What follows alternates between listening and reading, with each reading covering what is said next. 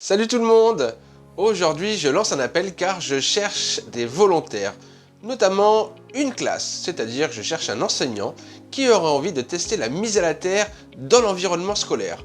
Je m'explique, j'ai testé la mise à la terre sur mes enfants et j'ai remarqué qu'il y avait des facilités, en tout cas plus de facilité à se concentrer lors des devoirs, et puis quand il y a un petit moment d'excitation, le fait de se mettre à la terre, il y a une tension qui redescend et donc il se calme plus facilement. Donc j'ai vu des choses quand même pas miraculeuses, mais en tout cas assez probantes pour pouvoir faire le test dans l'environnement scolaire.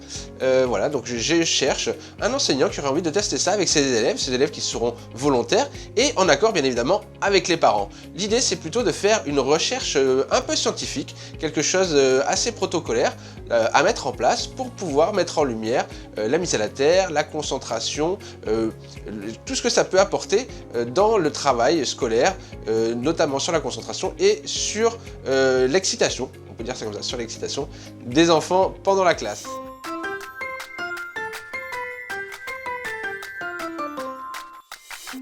C'est quoi la mise à la terre? Il y a tout juste une centaine d'années que les premières semelles en caoutchouc ont été inventées. Elles sont très pratiques car quand on marche par terre, on a pas mal aux pieds. Cependant, elles nous isolent de la terre. La mise à la terre consiste à se connecter physiquement à la terre. Marcher pieds nus dans l'herbe ou dans le sable permet de reconnecter son corps biologiquement et de le faire fonctionner naturellement. Comment ça marche?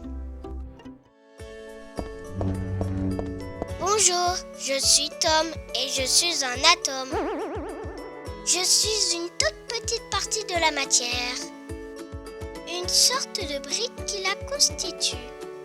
Je suis une des plus petites choses qu'on ait jamais trouvées. Je suis fait d'un noyau autour duquel gravitent des électrons. Dans une molécule stable, les charges positives et négatives sont toujours égales. Si un radical y passe à côté, il va lui voler un électron. La molécule va devenir à son tour instable et se transformer en radical libre. À son tour, elle devra chipper un électron pour se rééquilibrer. Voilà comment est créé le stress oxydatif et l'inflammation dans le corps. Pour combattre les radicaux libres, nous allons faire appel aux électrons libres. On les trouve partout sur la planète. Il suffit de mettre son corps en contact avec la terre, que ce soit de l'herbe, des rochers ou du sable. Même quand on se baigne dans la mer, les lacs ou des rivières. Les électrons rentrent dans notre corps et viennent rééquilibrer les radicaux libres en équilibrant les charges positives et négatives et ainsi stabiliser la cellule. C'est ainsi que fonctionne naturellement notre corps. Tu comprends donc pourquoi la mise à la terre joue un rôle essentiel dans l'équilibre de ton organisme. C'est pourquoi je t'encourage à te reconnecter à la terre aussi souvent que tu peux, à la maison ou à l'extérieur, comme le sont les animaux et les plantes à l'état naturel. Vive la mise à la terre! Il est question de mise à la terre, mais aussi d'électroconscience. Je donnerai donc des conseils aux professeurs pour voir un petit peu ce qu'il y a dans l'environnement électromagnétique, s'il y a un ordinateur, un rétroprojecteur ou une télévision, ce qu'il est possible de mettre à la terre, ce qui est possible de débrancher qui ne sert pas, et ainsi dépolluer en tout cas l'environnement électromagnétique pour assainir la classe et éviter d'avoir toute cette électricité dans l'air. C'est quoi l'électroconscience? C'est simplement prendre conscience de son environnement électromagnétique. Par exemple, dans le salon, il y a tout un tas d'appareils électriques branchés. Quand un appareil est branché, il rayonne un champ électromagnétique. Voyons de quels objets parle-t-on? La télévision et le décodeur télé. Le téléphone portable quand il est branché. Et les lampes. Tous ces objets branchés dans le salon créent un brouillard électromagnétique. Même si nous ne sommes pas en contact direct avec ces appareils, nous baignons dans ce brouillard qui met de l'électricité dans l'air. Maintenant, allons voir ce qui se passe dans ma chambre. C'est l'endroit qui doit être le moins pollué électromagnétiquement. Car c'est ici que je dors et que je recharge mes batteries toutes les nuits.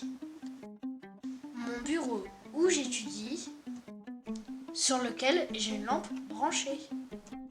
Je dors sur une natte de lit mise à la terre et je fais attention à ne rien laisser brancher, comme mon téléphone portable par exemple. Attention à la lampe de bureau, elle est souvent une grande source de pollution électromagnétique. Allons faire un tour dans la cuisine. C'est un des 4 endroits où nous passons du temps durant la journée. À votre avis, est-ce qu'il y a de grandes sources de pollution électromagnétique? Allons voir d'un peu plus près.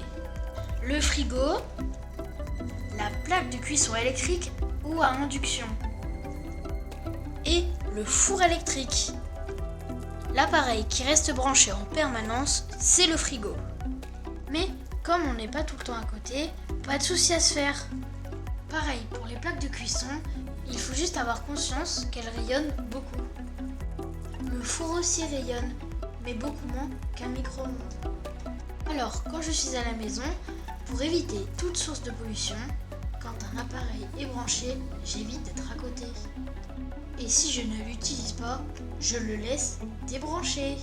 Alors je vais vous montrer maintenant comment on fait fonctionner un tapis de souris. Donc très simplement, on commence par voir s'il y a bien la terre derrière la prise qu'on va utiliser. C'est très facile, il suffit de mettre ça dans la prise. Là on a 2 points verts, tout va bien, le mode d'emploi est vendu avec. Si on a vert rouge, ça voudrait dire que la phase et la note sont inversées, mais il n'y a pas de problème. Si c'est une autre de ces 2 solutions, soit vert vert, soit vert rouge, attention, il faut faire venir un électricien. Ici, il y a un petit bouton, on peut appuyer dessus, ça te fait tester le différentiel. Si ça saute, c'est que tout va bien. On a créé une fuite de courant et ça nous montre que la prise est bien montée. Maintenant, donc pour pouvoir brancher un tapis de terre ou un tapis, n'importe quel autre tapis, on utilise une petite prise comme ça, ici qui est connectée directement à la terre. Et là, on a 2 embouts en plastique qui facilitent le branchement. Et donc, tout simplement, on vient se brancher. Et là, on est mis à la terre. On va prendre des mesures maintenant. Juliette, je vais te demander de t'asseoir sur le tapis de terre et de prendre dans ta main le petit bout qui va mesurer ta tension induite. Et donc là, ta tension induite, elle est de 0,3 volts. Tu es assis sur le tapis de terre à 0,3 volts. Et donc, on va brancher le tapis de souris et observer immédiatement ta tension redescend à 0,025 volts. Donc là, ça montre bien que le tapis de souris, même avec les habits, il fonctionne. Tiens, mets ça dans l'autre main. Et cette main-là, regarde, pose-la sur le tapis. Et quand on pose la main, hop, bouge plus, on est à 0 volts. D'accord? Donc c'est mieux de le mettre directement en contact avec le corps. Mais effectivement, même quand on s'assoit dessus, ça fonctionne très très bien. Alors, l'intérêt de mettre les fesses, ou en tout cas les mains sur un tapis de terre, pour Juliette qui est en train de travailler, c'est de pouvoir enlever la tension qu'il y a dans l'environnement électromagnétique. Mais aussi, ça va avoir une action apaisante, une action sur la concentration. On va pouvoir vérifier que la concentration de l'enfant est meilleure. Tiens, toi, Juliette, puisque c'est toi qui l'utilise, comment est-ce que tu te sens quand tu es à la terre? Très bien. Très bien. Alors, est-ce que tu penses que tu es un peu mieux concentré quand tu fais tes devoirs? Qu'est-ce que tu peux dire de plus? Bah, je suis méga concentrée. T'es méga concentré? Ouais. Et est-ce que tu penses que ça t'aide à mieux travailler? Ouais. Ouais? Est-ce que tu as ressenti des différences depuis que tu te mets à la terre? Oui.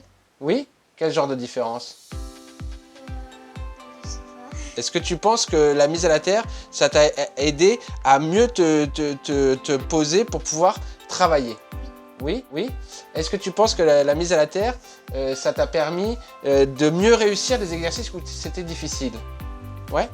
Et la dernière chose, quand tu es un petit peu énervé comme ça et que tu dois faire tes devoirs, tu rentres excité et finalement quand tu t'assois sur le tapis de terre, est-ce que ça t'aide à te calmer pour pouvoir travailler correctement? Ouais. Et alors quand tu te mettais pas à la terre, c'était comment? Bah, je me sentais pas très reposée. Ouais. Maintenant tu te sens plus reposé? C'est reposé que tu as envie de te dire comme ça ou c'est que tu te sens bien ou... Je me sens bien. Tu te sens bien, ok. Parce que je bois de l'eau à la terre aussi. Ah oui, tu bois de l'eau à la terre, ça va. Ça c'est magnifique ça. Donc très bien. Et est-ce que tu dors bien? Oui, tu dors bien? Eh bien écoute, merci Juliette. Je dors comme un bébé. Comme un bébé, bah, c'est parfait. Merci beaucoup Juliette. De rien. Concrètement, j'imagine ça comment? Je propose d'utiliser des tapis de terre, des tapis de souris qu'on mettra sur le siège des enfants et notamment sur 3 sujets que j'imagine. Premier sujet, un enfant qui est très excité, qui remue beaucoup, qui a du mal à se concentrer. On va essayer de lui mettre un tapis de souris et puis lui laisser ça pendant 15 jours, 3 semaines, 1 mois et puis observer les changements ou pas d'ailleurs. Hein. Deuxième sujet, un enfant qui serait beaucoup plus calme, très introverti, peut-être qu'il y aurait un manque de confiance en lui, voir un petit peu les bienfaits que la mise à la terre pourrait avoir sur cet enfant et constater une évolution sur sa concentration et sur le fait de donner le meilleur de lui-même.